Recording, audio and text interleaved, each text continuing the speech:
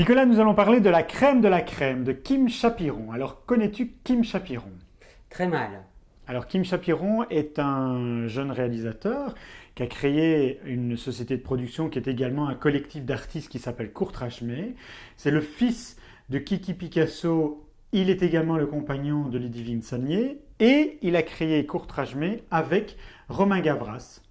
Il y a déjà un bon moment, non? Oui, c'était en 1994 ou 94 pour les Français qui nous écouteraient. On s'est dit, ça y est, c'est le renouveau, c'est des petits jeunes, etc. qui arrivent. Ils étaient en plus très fort soutenus par Mathieu Kassovitz et par Vincent Cassel.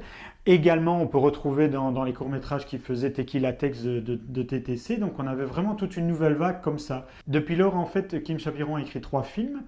Chétan, ça c'est son premier, et puis maintenant c'est son troisième, La crème de la crème. Et tu en penses quoi? De cette nouvelle vague complètement avortée? Ou du film?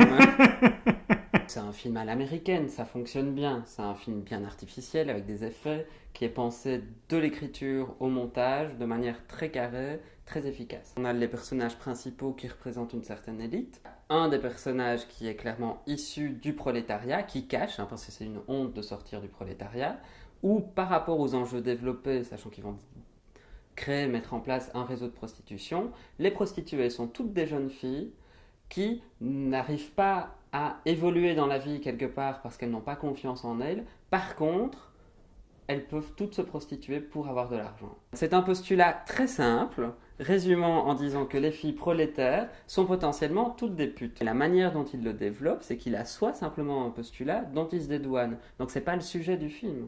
Le sujet du film, c'est complètement l'effervescence, c'est l'enivrement de 3 protagonistes qui soudainement font un business sur la prostitution. La question de la prostitution, elle est balayée d'un revers de main. C'est pas le propos du film. C'est pas le propos du film, mais c'est un postulat sur lequel le film repose. Le film est fait par Kim Chapiron, il aurait pu être fait par quelqu'un d'autre. Je trouve qu'on ne retrouve pas une personnalité réellement derrière.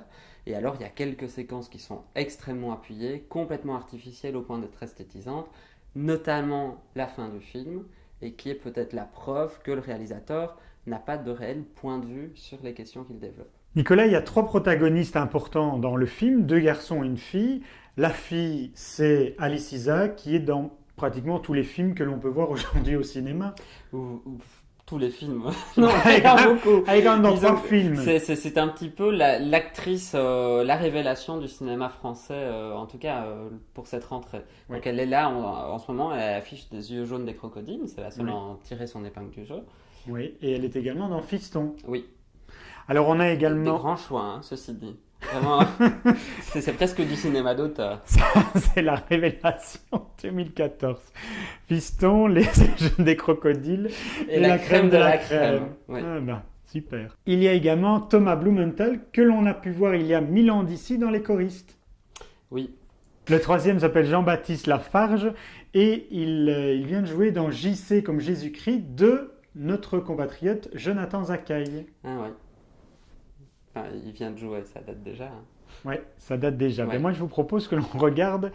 Vous pouvez cliquer ici et regarder la vidéo que j'ai faite avec Jonathan Zakaï. Comme ça, je place un peu de pub. Place de la pub, mais on peut parler du film aussi, ça peut être drôle. Bah, c'était pas le propos, on parlait de la crème de la crème. Oui. Bon, eh bien, nous allons rester là pour cette semaine. On vous donne rendez-vous mercredi prochain pour une nouvelle émission, un grand moment de cinéma. Ou pas. Rendez-vous mercredi prochain. D'ici là, vous pouvez lire toutes les critiques de Nicolas sur ungrandmoment.be. Et vous pourrez retrouver les vidéos de Mister Emma sur misteremma.com. Parfait. Et vous pouvez regarder également les anciennes émissions. Oui, celles qui ne nous rajeunissent pas.